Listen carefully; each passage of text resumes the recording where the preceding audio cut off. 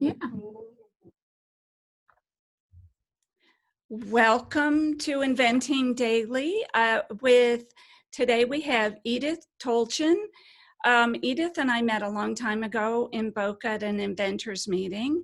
Yep. And I'm so excited because it's been a long time since we've chatted. She's known as the sourcing lady, and she holds, which is incredible in my mind, a U.S. Customs broker's license. Now, her goal, which I think is incredible, is to link U.S. inventors with Asian manufacturers. That's a tall ask. She's been involved with bringing products to market for a long time, and she only works with textiles and toys, not electronics or machinery, which is why I didn't get to use you, by the way. Mm-hmm. She's an author and an editor and an incredible source that we're lucky to have. So, Edith, welcome. Thank you very much. Actually, I'm not working with toys. Maybe 20 or 30 years ago, but the tests, the product testing, the details for manufacturing and importing toys, I feel are best left for licensing. Oh, okay. Very complicated. It's not like I can't do it, but if I have a client that is interested in hiring me, it's going to end up costing them more than they would even make than if they were to just have the product licensed. When I think about toys, a lot of them, I have a 3-year-old grandson, so the whole world has changed again. And a lot of the toys that he plays with are cloth or were. He's moving. That I work with. Yeah. Yeah. That's when I'm thinking toys, the stuffed toys, or even I just saw the other day fabric books that were washable, more like a vellum or something that because kids are gonna mess them up anyway. So how did you get started working with inventors? Well, that was not my first career choice. It kind of evolved, basically. Going to college in the 70s, I majored in Spanish. I was in New York City. I went to New York University, and getting out with a liberal arts background, what people used to do back then, at least women, and times have certainly changed. Thank God. Oh my. We did not have online recruiting agencies. We went to New York City, to the big tall buildings, and to the employment agencies. And the first question I was asked was, can you type? I'm like, Spanish. Still. I did not want to go for teaching. Can I type? So I said, well, I lived in the Bronx at the time. I took a long train ride into New York City. I don't want to waste my time. I guess I didn't say this, but my 7th grade typing class, yeah, I can type 2 fingers, but nobody said anything. So I landed my very first job out of college with an import-export company in New York City. I didn't even know what import-export was. Fortunately, all I had to do was 2-finger type documents. And it was actually for a Japanese frozen fish and bicycle importing company. Wow. Oh, it was interesting. I learned, I kept my eyes open. And over the years, I did not like it because it was a very chauvinistic, backward company. And I was in the mindset of Gloria Steinem back then. Right. So after a while, I left that company, went to another import company, and on and on and on and on. Each way working my way up, learning actually what was import and what was export. So over the years, I have imported everything for other people. My last position was in the 1990s, importing silk garments. And that was also how I started working with China, because at the time, silk garments were imported from China. So my last position employed was in 1997, working as import manager for this silk garment importer. And Wow. yeah, so in 1997, I moved. It was really too far to commute to this company where I was working as import manager. So I went off on my own and opened up EGT Global Trading. The rest is history. I have been operating EGT Global Trading for the past 23 years. And so that's how that evolved. Wow. How did I start working with inventors? Again, my intention was I knew importing, finally, after I don't know how many years. Yeah. So I knew that the company that I worked with importing silk garments, they kind of were inventors because they invented the type of garment that they were importing.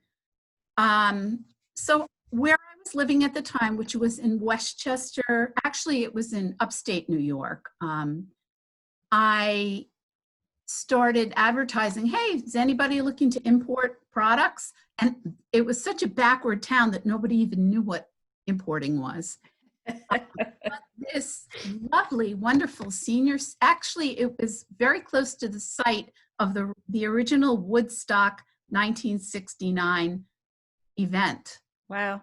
So this lovely senior citizen woman contacted me and asked, well, I have this textile baking invention. Could you help me import it? Well, I knew textiles. I had a textile background. Prior to majoring in Spanish, I did study textiles, apparel design. And so I said yes. And that, in 1997-ish, was how I started EGT Global Trading. That was my first client who was an inventor. Wow. Yeah. That's And incredible. I've been doing that ever since. Go ahead. I think that when I was working on my product, I looked at sourcing it overseas. It was a plastic product. Mm-hmm. Too big. There were a couple of reasons why it wasn't going to be good for importing and actually less expensive to make it in the US. But I think that as inventors, we don't know what we don't know.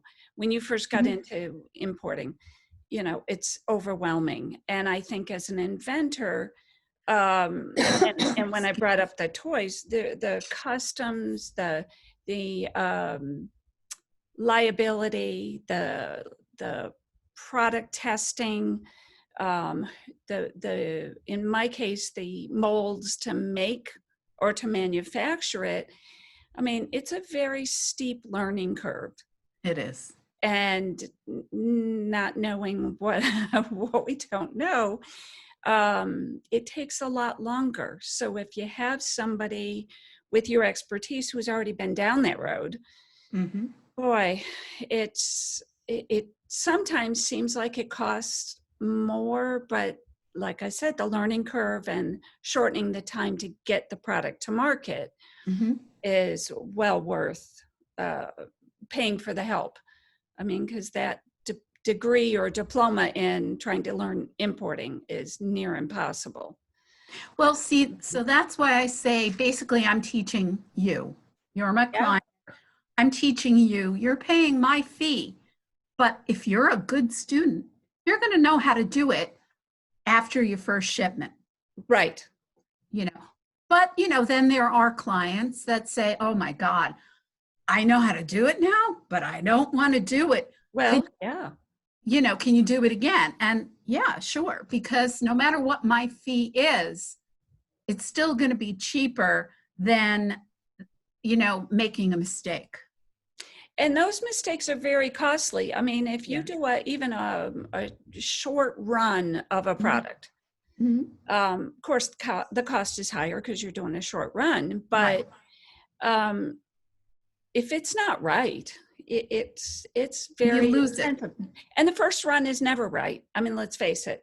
It can be. It can be Rarely. if you Yeah. use the right person. It can. Well, but I'm saying first prototypes and first iterations of whatever Right. that widget is. Yes. You've got to get it right. The first samples I got, my first prototypes, I didn't have it completely out of the box and said, oh my God, it's wrong. The Right. dimensions are wrong. I knew they were Right. wrong instantaneously. And it was not a cheap prototype by any means. Mhm. So, and then it went from there. I would say that what I would ask you, what do you think is the most important thing for an inventor to know about importing, to not only to explain your value, because your value is your value, but so that they understand what they don't know? Right. Oh gosh, there are several. It's not just one thing. Right. Over the years, and that I've written books about this. Right. The first piece I would say would be choose a manufacturing company, a factory. Go to factory direct. Do not work with an import-export company. Do not work with a trading company. If you work with a factory direct, let's say something cost you $1 with the factory in China. If you're using an import-export company, it may cost you $1.15. Or if you're using a trading company, it may cost you $1.20. Well, I'm going to stop you there because can you explain the difference? Because, people, when you're doing this as an inventor, they suck you in and say, we can do it all. Tell me what the difference is. Of course they are. They're looking for business. But what is the difference between a trade, the three that you just mentioned? I mean, a manufacturer is a manufacturer. Manufacturing company is the factory direct. Direct. Right. No liaison, you are working directly with the factory. So you're paying the factory pricing. An import-export company is like a sales company. It's a sales office. They're middlemen or women, and you're paying their fee in addition to what you're paying with the factory. And a trading company is the same thing. It's like an import-export company. They are trading on behalf of the factory, on behalf of you. So they get a cut as well. So factory direct, your price is what it is. And basically the factory is responsible for everything. And I have, at least in the past 20 years, only dealt factory direct. Oh, wow.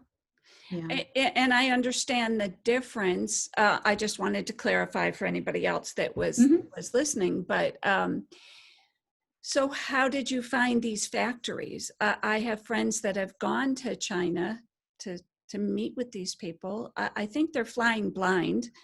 How did you find them? Was it from the beginning of your education with your job, or? Yeah, it was, okay, as I said, I was last actually employed in 1997, so I knew of a few factories then, even though it was like in silk and garments, and I had a good relationship with the workers there. So let's say I had a different type of product from a new client, I would say, do you know anybody that manufactures this? You'd go back to your sources of and it branched out and it branched out, okay. branched out and branched out. And that's pretty much how, over the years. Now, were there any shows, like when I would go to the hardware show, they would have, when there were shows, Yeah, that was just last year. years ago. It seems like it.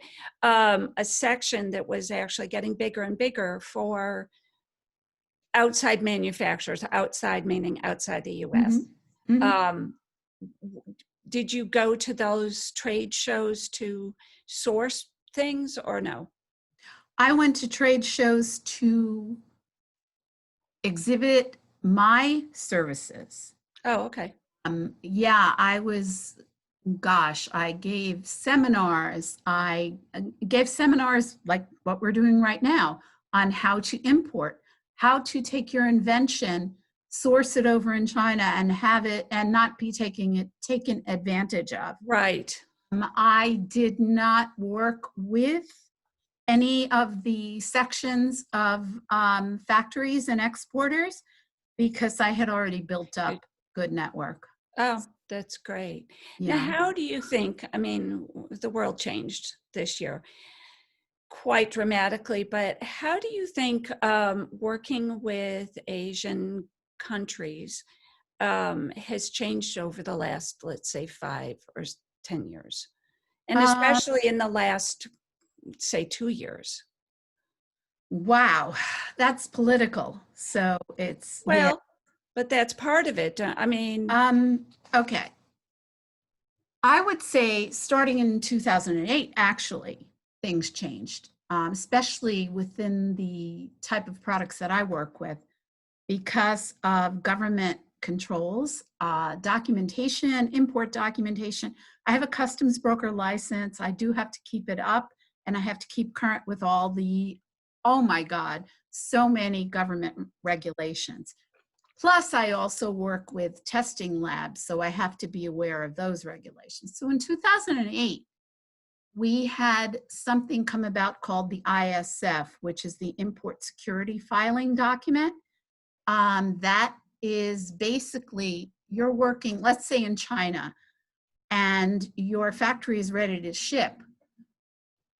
That is an extra document, yet an extra document, including a bill of lading and a commercial invoice and an insurance certificate and all of that, that had to be furnished so that when the product reaches US shores, right. US Customs takes a look and says, we have this import security filing. This is okay. It's, the importer has complied with our regulation. So that was 2008, 2009, 2010. Another thing that I had to learn about was the CPSIA, which is the Consumer Product Safety Right. Information or whatever it is. It has to do with the Consumer Product Safety Commission, which requires testing for many, many imported documents, and especially within children's products, baby products. Right. I work with that a lot. So we had to learn about that, how to test the products, how to show, how to document the testing, and so on. So that was 2009, 2010. That's enough. Yeah. Yeah.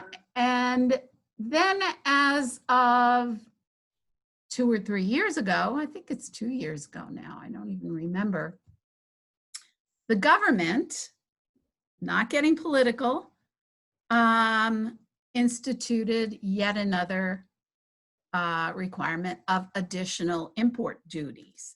So if, for example, for years, my client had been paying 10% on a cotton garment, well, they had to pay either an additional 15% or 7.5%, depending upon, what the list from the government indicated. So extra duties.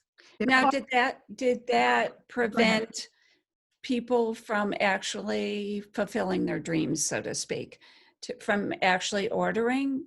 Because no, because I found ways around it. There are secrets, which is really, it's not illegal.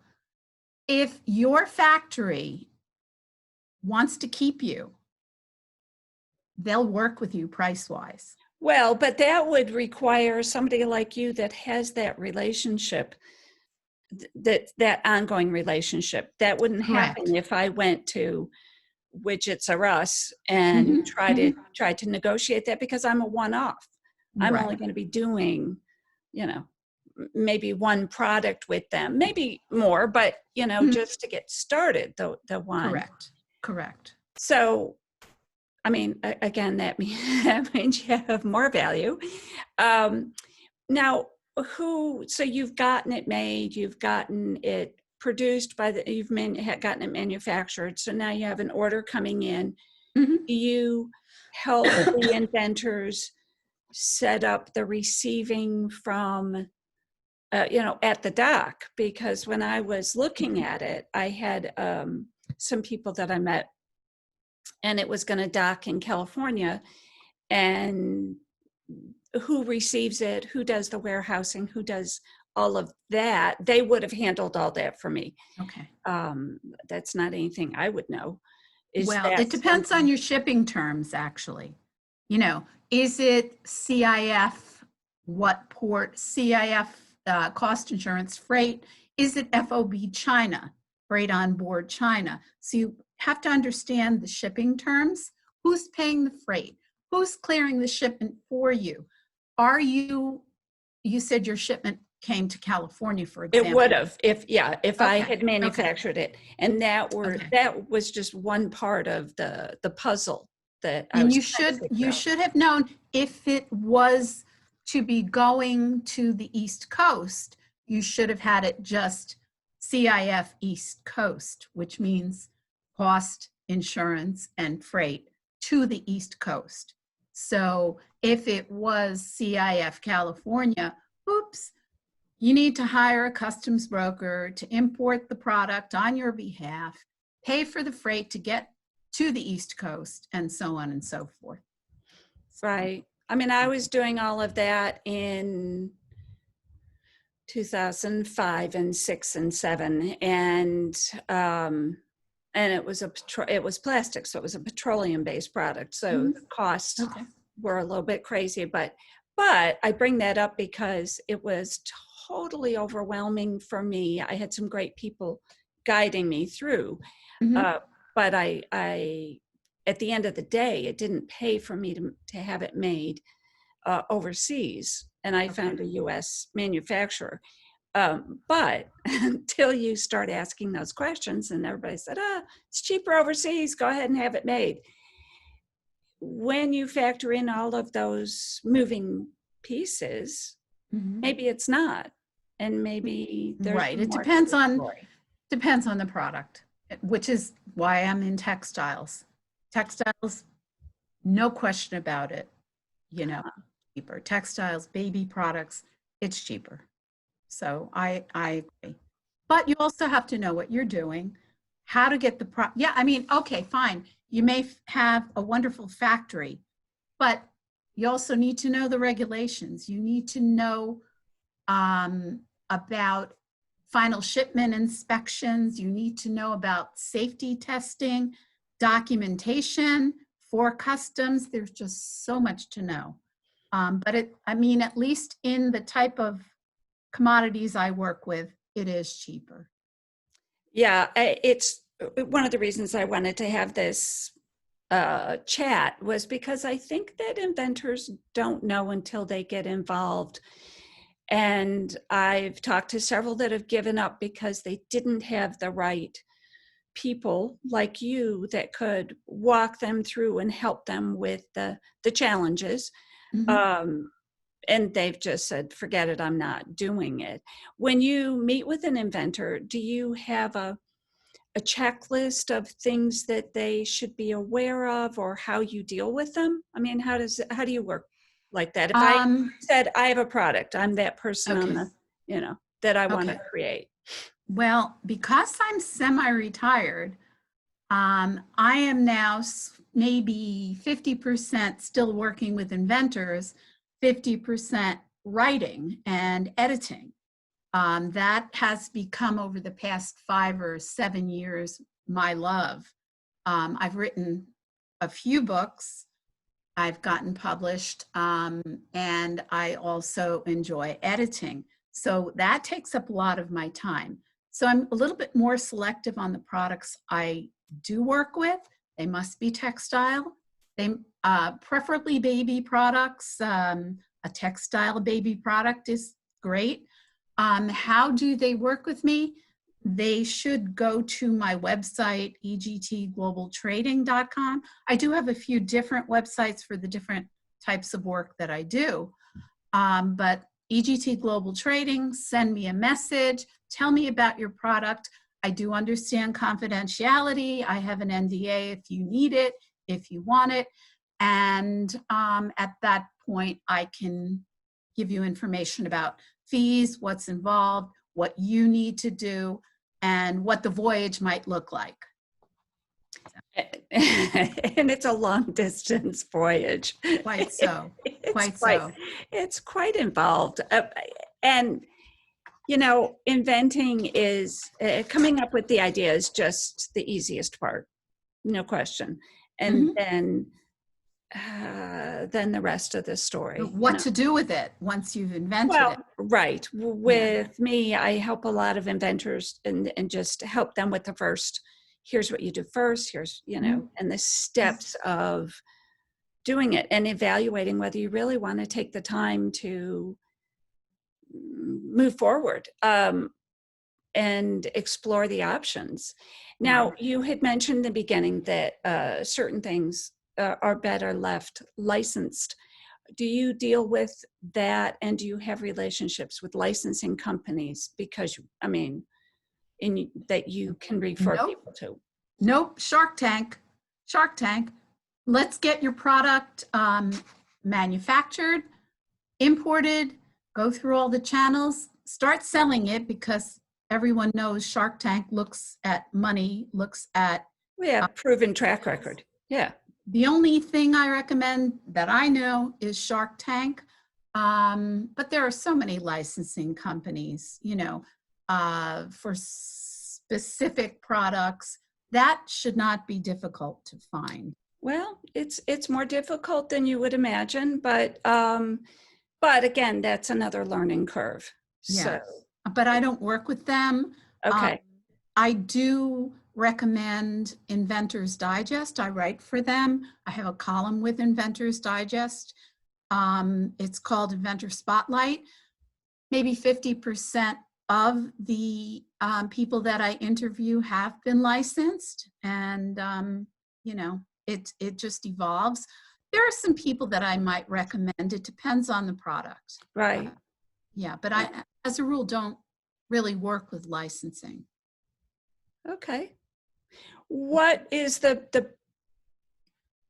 best tip you could give an inventor that needs to produce something overseas? Well, learn first about importing. What's going to happen? It's not like the old Bewitched series where Samantha Stevens would Right. and you know, things would come. It's not like that. Right. So a good source, I would say, is to go to CBP, that's Customs and Border Protection, cbp.gov, and look under import, export, or trade, and read about what you'll have to face if you choose to have your product imported and manufactured overseas and imported. So I think that's important. Understand that it's not going to happen overnight. You should not take the first company you find, because everyone, at least with the factories that I've worked with, everyone in China, over the years I have worked with Taiwan and a few other countries. Actually, 30 years ago, 40 years ago, I have imported from Europe, but I don't do that anymore. Everyone's going to say yes. Your factory overseas is going to say yes. We can do it. Make sure they can do it. Prove that they can do it. That I think is very important. And ask for help, hire somebody if you can. Good. I think hiring someone like you with your expertise, even for consulting to find out if it's worth moving forward, is critical, because you can spend thousands and thousands of dollars before you get to square one, and then realize that it's something that's not Not doable. possible. Yeah. Exactly. Yeah. And I do consults as well. Instead of saying, okay, we're going to work together for the duration of a project, I'll meet with someone, online, whatever, for an hour, and we can determine where to go. Do you want to do this? I can enlighten them what's involved. And so I do have 1 hour consults as well. That is invaluable. I think with the, obviously it wasn't around when I was doing it, but what we're doing now, and face to face without being in the same room. And I think a lot of inventors think they can just find everything via the internet, but it's still, you've got to do your due diligence and look at these companies and look at their track record and get recommendations. Get references as well. Right. That's important. Yeah. Okay, a loaded question. What is your favorite product that you've helped somebody with? Oh, good. Okay. That would be the very first product I helped manufacture when I opened up EGT Global Trading in 1997. And that was, I think I mentioned, a senior citizen woman. She was really senior. We're talking 90-ish. Wow. Who had created a textile baking item. Maybe 40, she loved to bake, and maybe 40 years prior, and had been holding on to the idea, using her prototypes over those 30, 40 years. And what it was, I doubt she's still alive. This is a long time ago. It was a terry cloth wrap around cake pan device that created flat cakes, that you didn't have to cut the top off the cake in order to have a flat cake to frost. Do you know what I mean? Yeah. Yeah, and it worked. It was terry cloth. You would wet it as you're about to bake your cake pan, wrap it around, what is it, like a half hour, whatever it is that you're baking for, and the cake pan, the cake would come out perfectly flat. And that started my company. So what was the name of that? Do you remember? Oh, no, I don't. Now I want to know what it was. I don't remember, but I think about 5 years ago, I went on Amazon just for the heck of it.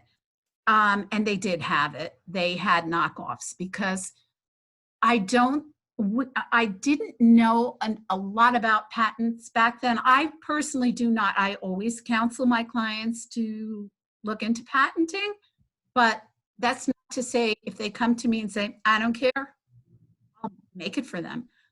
But 20 some odd years ago, this woman wanted to get it done. She said, I don't care about any of that. So I do remember it had a name. I don't remember what the name was, but I know that Amazon had them. Something, terry cloth baking bands or something like that. But that was not the name of it. Oh, yes. Now I remember. It was called Level O's, LEVEL-OHS,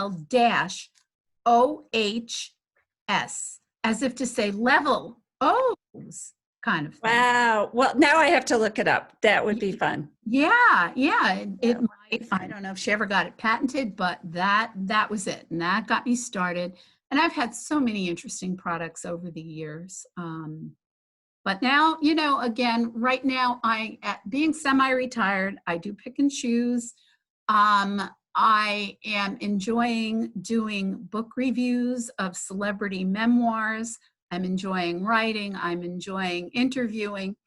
And that's it, you know? So, That's fantastic. I yeah. am so glad you joined me and Inventing Daily today, because you're a wealth of knowledge, Thank you. My and pleasure. you've always had been held in high regard, by the way, from a lot of inventors, and Thank you.